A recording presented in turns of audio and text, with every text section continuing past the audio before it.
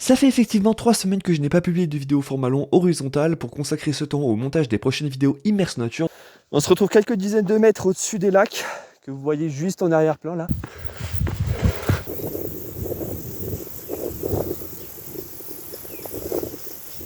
Nature, donc abonnez-vous avec la cloche de notification réglée sur toutes pour être au courant lorsqu'elles sortiront. Malgré tout, j'ai été beaucoup plus actif sur TikTok où je donnais mon avis sur l'actualité sous forme de publication photo. Habituellement sur mon compte TikTok, il faut savoir que je fais autour de 150 vues par publication. Pour les 4 dernières que j'ai fait, je les ai supprimées au bout de quelques jours lorsque j'ai vu qu'elles stagnaient autour de 0 à 3 vues, histoire que l'algorithme m'oublie un petit peu. Donc je ne sais pas si TikTok me shadowban ou me cancel, en tout cas il m'est impossible de laisser passer ces actualités, donc que j'ai supprimé les 4 dernières publications qui ont fait donc de 0 à 3 vues, sans vous en parler parce que ce sont des sujets extrêmement importants, d'où la raison pour laquelle je fais cette vidéo. Mesdames et messieurs, bonjour, j'espère que vous allez bien, installez-vous confortablement devant cette vidéo, on va parler de pas mal de sujets différents, dont les vagues de chaleur provoquées par la canicule et leurs conséquences, ainsi que 2 belles incohérences politiques, et par belles j'entends en fait inacceptables.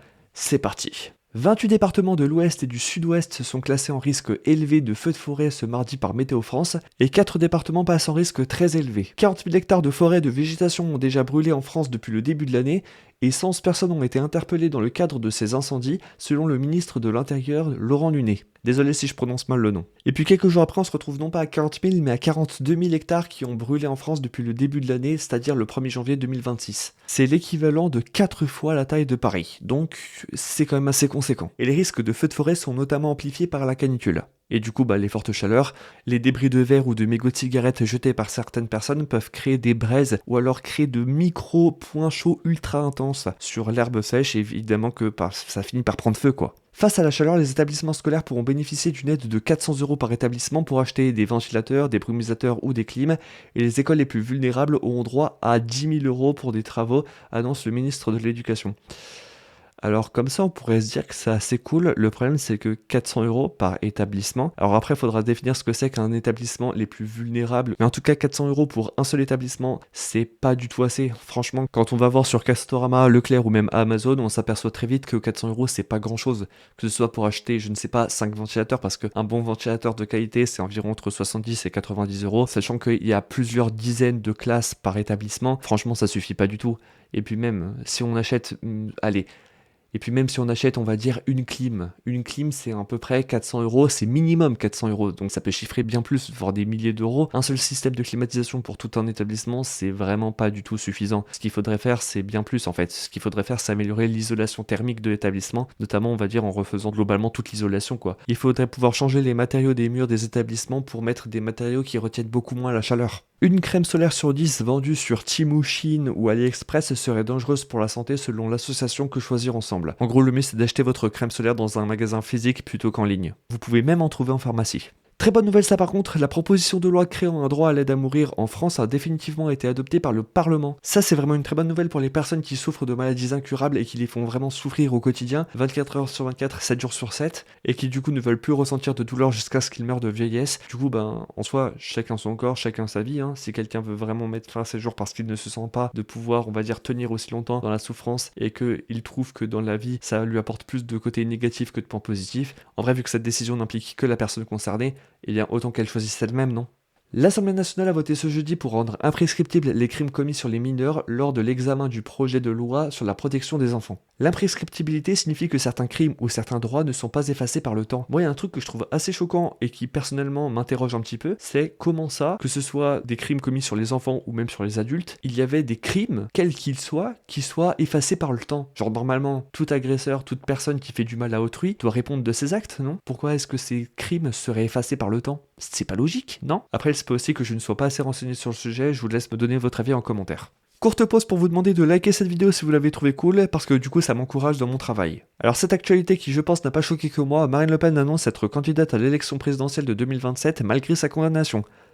Petit rappel, Marine Le Pen a été reconnue coupable dans l'affaire des assistants parlementaires européens du Front National. Le préjudice est évalué à plus de 4 millions d'euros. La cour d'appel l'a condamnée ce mardi à 3 ans de prison, dont 1 an de prison ferme, à effectuer sous bracelet électronique, ainsi qu'à 100 000 € d'amende. C'est quand même dingue parce que même si elle a détourné 4 millions d'euros de fonds publics, elle ne doit payer une amende que de 100 000 €. C'est quand même pas beaucoup, 100 000 € d'amende pour 4 millions d'euros détournés. Moi, ce que je trouve assez marrant dans cette histoire, c'est que Marine Le Pen, vu qu'elle a été reconnue coupable, elle n'a donc pas de casier judiciaire vierge, alors qu'il y a des métiers qui demandent d'avoir un casier judiciaire vierge pour pouvoir l'exercer. C'est-à-dire que Marine Le Pen actuellement ne peut pas exercer les métiers suivants: éducateur spécialisé, convoyeur de fonds, assistant social, policier, gendarme, agent de sécurité, militaire, c'est-à-dire qu'elle peut être chef des armées, c'est-à-dire qu'elle peut être chef des armées, c'est-à-dire qu'en tant que c'est-à-dire que si elle est présidente, c'est-à-dire que si elle devient présidente de la République en 2027, elle peut devenir chef des armées, mais elle ne peut pas devenir militaire. Bonjour la cohérence. Psychologue, animateur de centre de loisirs, surveillant pénitentiaire, directeur de centre de vacances, accompagnant d'élèves en situation de handicap, douanier, garde du corps, enseignant. Après bon, j'ai un petit peu du mal à imaginer Marine Le Pen en tant que professeur d'université qui fait un cours en amphi, qui apprend aux étudiants comment détourner des fonds publics tout en devenant président de la République. Ça le fait pas trop, non? C'est-à-dire que les maîtres et les maîtresses qui sont dans les écoles maternelles et primaires, les profs du collège-lycée et même dans les études sup, eux, ils ne doivent pas avoir de casier judiciaire, ils doivent avoir un casier judiciaire vierge. Par contre, pour être président de la République, chef des armées, c'est pas grave s'il y a quelque chose dans le casier judiciaire. C'est totalement cohérent. Bref, on continue. Animateur périscolaire, conseiller pédagogique, conducteur de taxi, pilote, médecin, infirmier, aide-soignant, pharmacien, sage-femme, chauffeur de bus, agent bancaire, comptable, conseiller financier, commissaire aux comptes, gestionnaire de patrimoine, courtier en assurance, avocat, notaire, professeur, enseignant-chercheur, expert comptable, pilote de ligne, architecte, géomètre expert, agent immobilier, huissier de justice, magistrat. Je sais même plus quoi penser avec tout ça. Tout comme l'actualité qui suit, plus de 8 femmes sur 10 déclarent avoir déjà subi au moins une atteinte à leur consentement lors d'un examen gynéco, selon une enquête de l'association Stop Vogue menée auprès de plus de 10 000 personnes. Une répondante sur deux affirme aussi avoir subi un examen poursuivi malgré sa douleur ou sa demande d'arrêter. L'association appelle au mieux à former les soignants au respect du consentement. Ça devrait être le minimum, non, en tant que soignant, de respecter le consentement des patients. Actualité giga importante et ultra importante à considérer pour la suite, puisque la Ligue contre le cancer veut introduire le principe de précaution sanitaire dans la Constitution, ce qui empêcherait les élus de voter des lois pouvant nuire à la santé. Détail super important, selon l'association, ça aurait pu éviter la réintroduction de l'acétamipride, un pesticide soupçonné d'être cancérigène et autorisé par un amendement au projet de la loi d'urgence agricole adopté le 3 juillet. Et vous le sentez déjà venir un petit peu le problème là, hein? Ça sent un peu la mouise, non?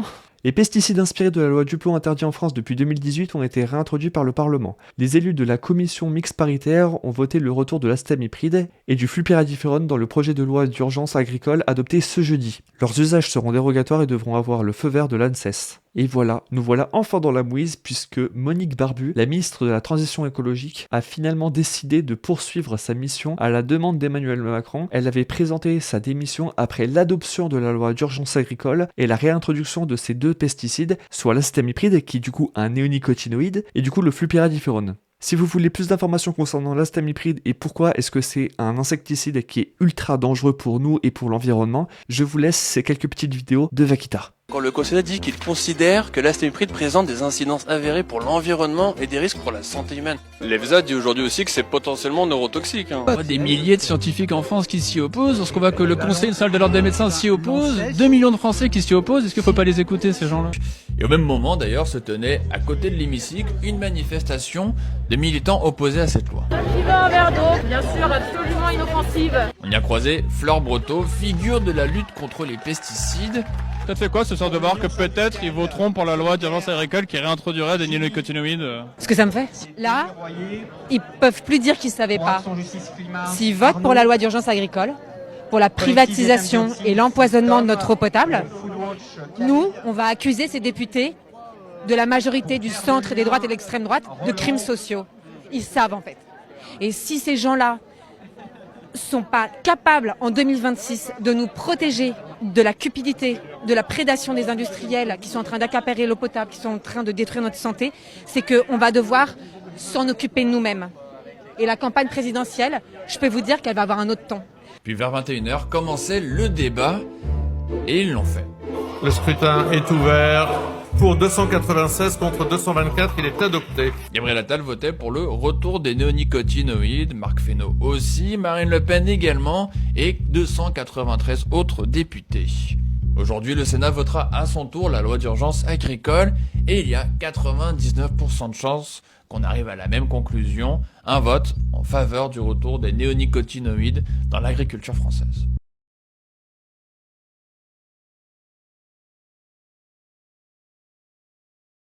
Le jour où l'Assemblée nationale, enfin les députés ont adopté la loi du plomb, Ouais.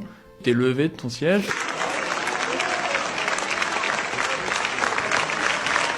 Et t'as dit la phrase « Vous êtes des alliés du cancer et on le fera savoir ». Qu'est-ce qui s'est passé en toi au moment où tu as vu que la loi avait été adoptée, la loi du plomb? Je sortais de chimio, je venais de faire ma dernière séance de chimio.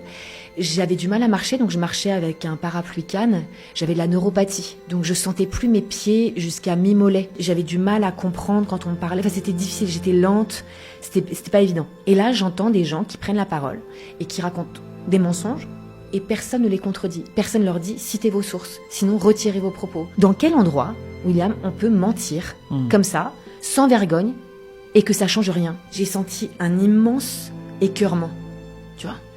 Et là, je me suis dit, mais je ne peux pas sortir de cet endroit sans rien dire.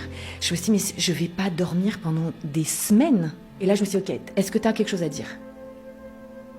Et j'ai dit, bah oui, vous êtes les alliés du cancer. La conclusion, elle était là. Je me suis calmée, j'ai pris des respirations, mais ça a duré 2 minutes, hein, même pas. Et je me suis levée, une fois que le vote a été fait, pour pas perturber le vote, je me suis levée et j'ai gueulé. Et je savais que j'étais la seule à pouvoir le faire.